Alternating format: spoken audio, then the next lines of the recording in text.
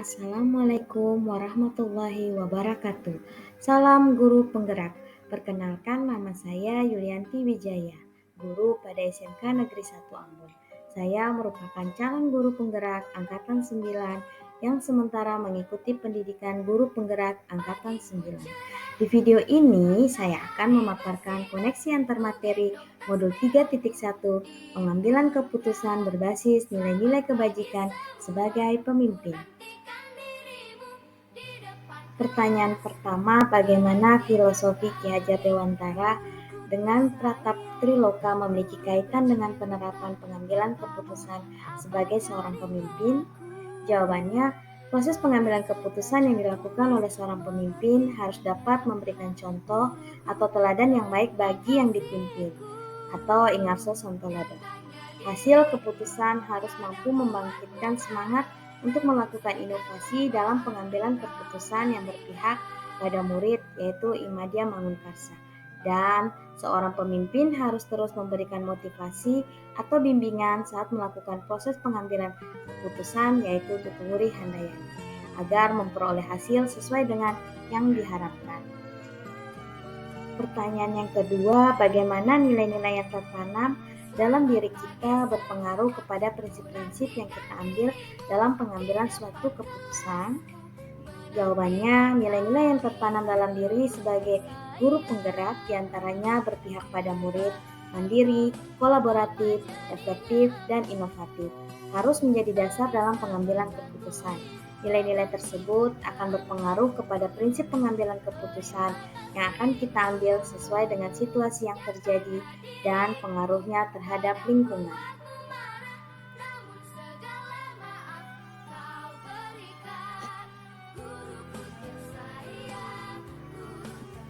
Pertanyaan ketiga, bagaimana materi pengambilan keputusan berkaitan dengan kegiatan coaching atau bimbingan yang diberikan pendamping atau fasilitator dalam perjalanan proses pembelajaran kita, terutama dalam pengujian pengambilan keputusan yang telah kita ambil?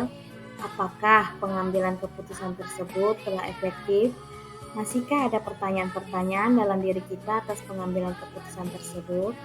Hal-hal ini tentunya bisa dibantu oleh sesi coaching yang telah dibahas pada sebelumnya. Jawabannya, kegiatan coaching atau bimbingan yang diberikan pendamping atau fasilitator dapat menjadi bekal dalam melakukan proses pengujian keputusan secara bertahap menggunakan 9 langkah pengambilan dan pengujian keputusan. Coaching dilakukan dengan memenuhi kompetensi inti diantaranya kehadiran penuh atau present, mendengarkan aktif, dan mengajukan pertanyaan berbobot. Saat melakukan pengujian keputusan pun sebaiknya menggunakan kompetensi inti coaching tersebut, sehingga kita dapat menggali info sebanyak-banyaknya dari permasalahan yang ditemui. Pengambilan keputusan menggunakan 9 langkah pengujian akan efektif jika diimbangi dengan pendekatan coaching dan dilakukan dengan kolaboratif dengan berbagai pihak. 4. Bagaimana kemampuan guru dalam mengelola dan menyadari aspek sosial emosionalnya akan berpengaruh terhadap pengambilan suatu keputusan, khususnya masalah dilema etika?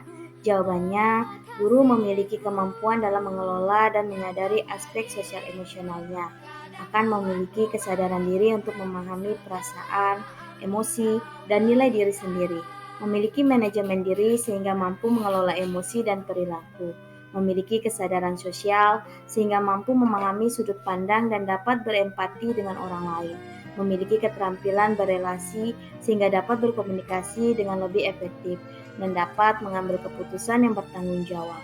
Masalah yang terkait dilema etika akan diselesaikan dengan kepala dingin serta hati yang tenang, sehingga pengambilan keputusan dapat berjalan sesuai dengan langkah yang sistematis. Pertanyaan kelima, bagaimana pembahasan studi kasus yang fokus pada masalah moral atau etika kembali kepada nilai-nilai yang dianut oleh seorang pendidik? Jawabannya, studi kasus yang berkaitan dengan moral atau etika harus didasari dengan nilai-nilai dianut seseorang pendidik, berupa nilai-nilai kebajikan yang bersifat universal, diantaranya keadilan, keselamatan, tanggung jawab, kejujuran, rasa syukur, lurus hati, dan lain-lain. Dilema etika harus dianalisis menggunakan 4 paradigma, 3 prinsip, dan 9 langkah pengujian, serta pengambilan keputusan dengan didasari dengan nilai-nilai kebajikan tersebut. Pertanyaan keenam, bagaimana pengambilan keputusan yang tepat tentunya berdampak pada terciptanya lingkungan yang positif, kondusif, aman, dan nyaman. Jawabannya, pengambilan keputusan yang tepat harus dilakukan dengan cara yang tepat pula, disesuaikan dengan situasi yang terjadi dengan berlandaskan nilai-nilai kebajikan universal. Saat keputusan yang diambil sudah tepat, maka akan tercipta lingkungan yang positif, kondusif, aman, dan nyaman, sehingga tidak ada pihak yang merasa dirugikan. Semua akan mendapatkan solusi atas permasalahan yang dihadapi. Pertanyaan ketujuh, apakah tantangan-tantangan di lingkungan Anda untuk dapat menjalankan pengambilan keputusan terhadap kasus-kasus dilema etika ini? Adakah kaitannya dengan perubahan paradigma di lingkungan Anda? Jawabannya, tantangan yang ada di lingkungan saya antara lain masih kentalnya kebiasaan atau budaya yang selalu dilakukan secara turun-temurun. Saat mengambil keputusan, sulit untuk lepas dari kebiasaan tersebut, sehingga keputusan yang diambil menjadi tidak relevan. Perlu adanya perubahan paradigma. Seharusnya paradigma yang sesuai adalah kebenaran lawan kesetiaan, sehingga akan menghasilkan sebuah keputusan yang dapat dipertanggungjawabkan kebenarannya. Pertanyaan ke-8, apakah pengaruh pengambilan keputusan yang kita ambil ini dengan pengajaran yang memerdekakan murid-murid kita? Bagaimana kita memutuskan pembelajaran yang tepat untuk potensi murid kita yang berbeda-beda? Jawabannya, pengambilan keputusan yang kita ambil harus berpihak pada murid. Dalam pembelajaran, salah satu strategi agar berpihak pada murid adalah menggunakan pembelajaran berdiferensiasi. Pembelajaran berdiferensiasi dapat memenuhi kebutuhan belajar murid sesuai dengan kesiapan belajar, minat, dan profil belajar murid, sehingga tercipta merdeka belajar sesuai dengan potensinya. Pertanyaan yang ke-9, bagaimana seorang pemimpin pembelajaran dalam mengambil keputusan dapat mempengaruhi kehidupan atau masa depan murid-muridnya? Jawabannya, dalam pengambilan keputusan, seseorang pemimpin pembelajaran harus mempertimbangkan berbagai macam kemungkinan yang terjadi, termasuk menyangkut masa depan murid. Oleh karena itu, perlu kehati-hatian dalam mengambil keputusan dengan melakukan pengujian sesuai dengan langkah-langkah yang sistematis, disesuaikan dengan paradigma dan prinsip yang tepat. Pertanyaan yang ke-10, apakah kesimpulan akhir yang dapat Anda tarik dari pembelajaran modul materi ini dan keterkaitannya dengan modul-modul sebelumnya?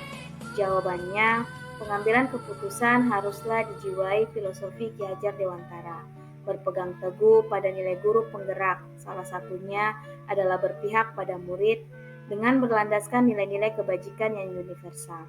Keputusan yang diambil harus memperhitungkan berbagai hal termasuk masa depan murid. Pengambilan keputusan berpengaruh pada pengajaran yang memerdekakan murid karena disesuaikan dengan potensinya masing-masing.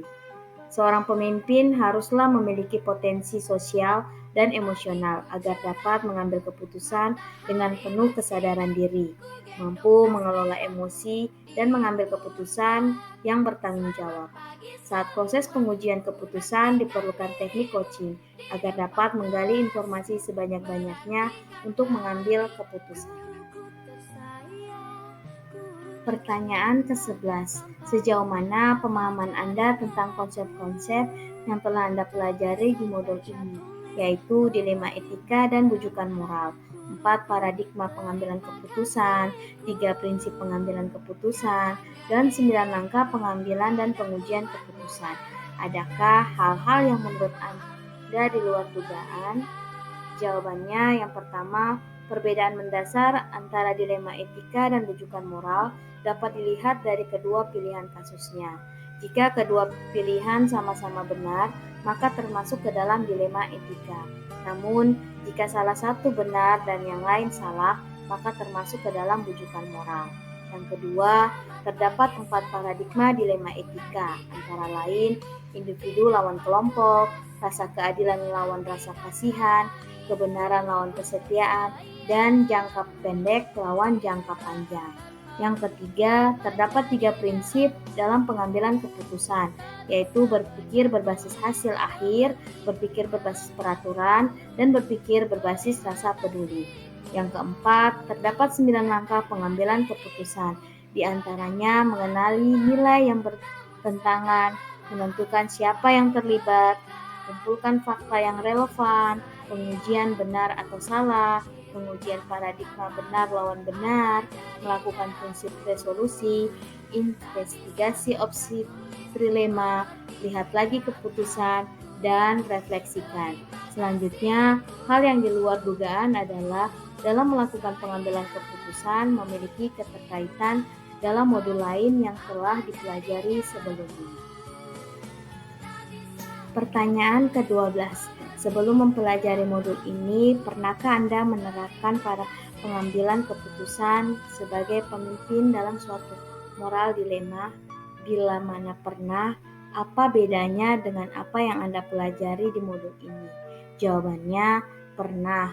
Namun, sebelumnya saya tidak mengetahui adanya tahapan dalam pengajuan dan pengambilan keputusan, sehingga keputusan langsung diambil tanpa mempertimbangkan hal-hal yang mungkin terjadi. Saat mempelajari modul ini, ternyata sebelum mengambil keputusan perlu adanya penentuan paradigma, prinsip, dan menjalankan 9 langkah pengujian, serta pengambilan keputusan terlebih dahulu dengan dasar nilai-nilai kebajikan, berpihak pada murid, dan bertanggung jawab. Pertanyaan yang ke-13, bagaimana dampak mempelajari konsep ini buat Anda? Perubahan apa yang terjadi pada cara Anda dalam mengambil keputusan sebelum dan sesudah mengikuti pembelajaran modul ini? Jawabannya, mempelajari konsep ini sangat berdampak besar bagi saya, terutama berkaitan dengan cara pengambilan keputusan yang sebelumnya tidak menggunakan langkah-langkah apapun. Sekarang, setelah mempelajari modul ini, perlu adanya pemilahan paradigma yang tepat, prinsip yang sesuai, dan melakukan 9 langkah pengujian serta pengambilan keputusan dengan sistematis.